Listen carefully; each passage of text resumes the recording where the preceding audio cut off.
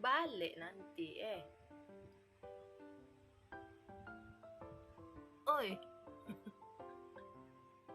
Oi.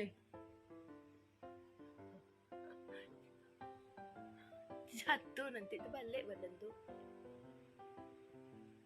Tarik. Oh. Ni dok.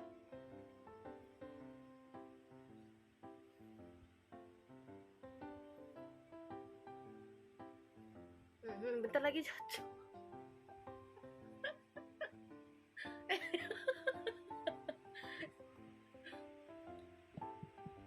Terjatuh nanti. Mana sih duduknya? Puk.